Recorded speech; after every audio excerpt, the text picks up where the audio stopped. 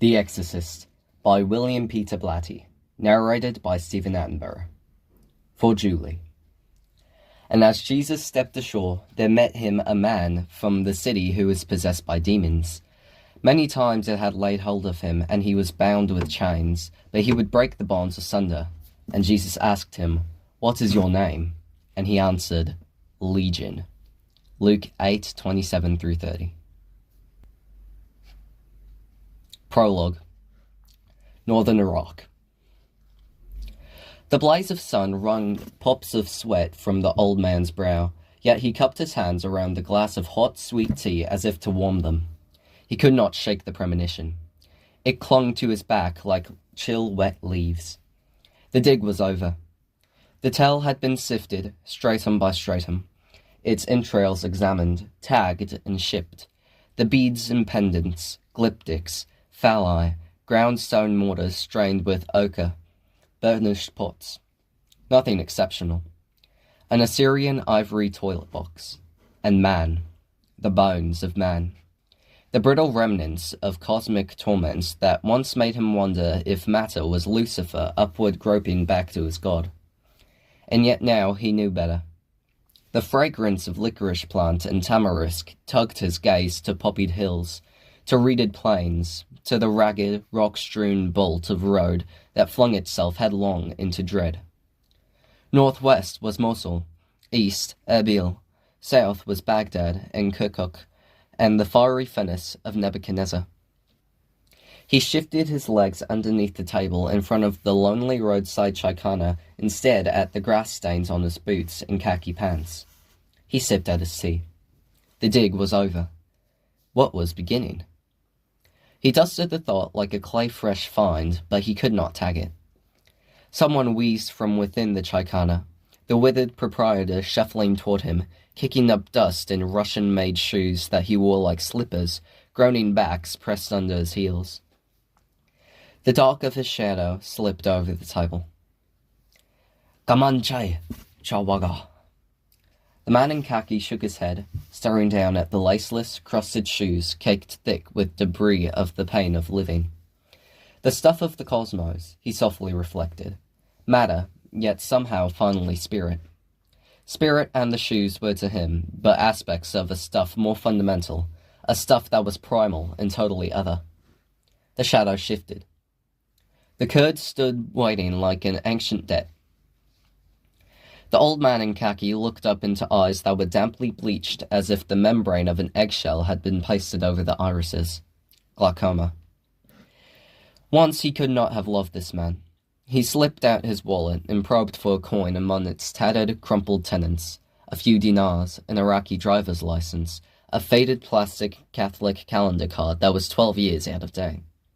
It bore an inscription on the reverse. What we give to the poor is what we take with us when we die. He paid for his tea and left a tip of 50 fils on a splintered table the color of sadness. He walked to his jeep. The rippling click of keys sliding into ignition was crisp in the silence. For a moment, he paused and stared off broodingly. In the distance, shimmering in heat haze that made it look afloat like an island in the sky, loomed the flat-topped, towering mound city of Erbil, its fractured rooftops poised in the clouds like a rubbled, mud-stained benediction. The leaves clutched tighter at the flesh of his back. Something was waiting. "Allah ma'ak, Chawaga," rotted teeth. The Kurd was grinning, waving farewell. The man in khaki groped for a warmth in the pit of his being and came up with a wave and a mustard smile. It dimmed as he looked away. He started the engine, turned in a narrow, eccentric U, and headed toward Mosul. The Kurd stood watching, puzzled by a heart-dropping sense of loss as the jeep gathered speed. What was it that was gone? What was it he had felt in the stranger's presence? Something like safety, he remembered, a sense of protection and deep well-being. Now it dwindled in the distance with the fast-moving jeep. He felt strangely alone. By 6:10, the painstaking inventory was finished. The Mosul curator of antiquities, an Arab with sagging cheeks, was carefully penning a final entry into the ledger on his desk. For a moment he paused, looking up at his friend as he dipped his pen point into an inkpot. The man in khaki seemed lost in thought. He was standing by a table, hands in his pockets, staring down at some dry, tagged whisper of the past.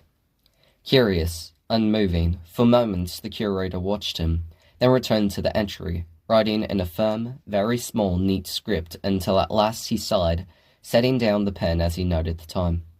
The train to Baghdad left at 8. He blotted the page and offered tea. His eyes still fixed upon something on the table, the man in khaki shook his head. The Arab watched him, vaguely troubled. What was in the air? There was something in the air. He stood up and moved closer, then felt a vague prickling at the back of his neck as his friend at last moved, reaching down for an amulet and cradling it pensively in his hand. It was a green stone head of the demon Pazuzu, personification of the southwest wind. Its dominion was sickness and disease. The head was pierced. The amulet's owner had worn it as a shield. Evil against evil, breathed the curator, languidly fanning himself with a French scientific periodical, an olive oil thumbprint smudged on its cover. His friend did not move. He did not comment. The curator tilted his head to the side. Is something wrong? He asked. No answer. Father Marion. The man in khaki still appeared not to hear, absorbed in the amulet, the last of his finds. After a moment, he set it down, then lifted a questioning look to the Arab. Had he said something? No, father, nothing. They murmured farewells. At the door, the curator took the old man's hand with an extra firmness. My heart was a wish that you would not go. His friend answered softly in terms of tea, of time, of something to be done. No, I meant home. The man in khaki fixed his gaze on a speck of boiled chickpea nestled in a corner of the Arab's mouth, yet his eyes were distant. Home, he repeated. The word had the sound of an ending. The States, the Arab curator added, instantly wondering why he had. The man in khaki looked into the dark of the other's concern. He had never found it difficult to love this man. Goodbye, he said quietly, then quickly turned and stepped out into the gathering gloom of the streets and a journey home whose length seemed somehow undetermined. I will see you in a year, the curator called after him from the doorway. But the man in khaki never looked back. The Arab watched his dwindling form as he crossed a narrow street at an angle, almost colliding with a swiftly moving droshky. Its cab bore a corpulent old Arab woman, her face a shadow behind the black lace veil draped loosely over her like a shroud. He guessed she was rushing to some appointment. He soon lost sight of his harrying friend. The man in khaki walked, compelled. Shrugging loose of the city, he breached the outskirts, crossing the Tigris with hurrying steps, but, nearing the ruins, he slowed his pace, for with every step the inchoate presentiment took firmer, more terrible form. Yet he had to know. He would have to prepare. A wooden plank that bridged the Kosser, a muddy stream, creaked under his weight. Then he was there, standing on the mound where once gleamed 15-gated Nineveh, feared nest of Assyrian hordes. Now the city lay sprawled in the bloody dust of its predestination. And yet he was here, the air was still thick with him, the other who ravaged his dreams. The man in khaki prowled the ruins, the temple of Nabu, the temple of Ishtar. He sifted vibrations.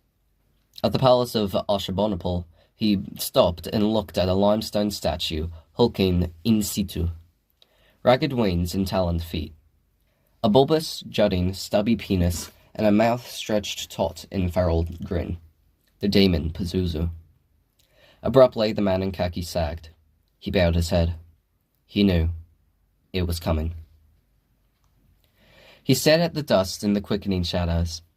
The orb of the sun was beginning to slip beneath the rim of the world, and he could hear the dim yappings of savage dog packs prowling the fringes of the city. He rolled his shirtless sleeves down and buttoned them as a shivering breeze sprang up. Its source was southwest. He hastened toward Mosul and his train, his heart encased in the icy conviction that soon he would be hunted by an ancient enemy whose face he had never seen, but he knew his name.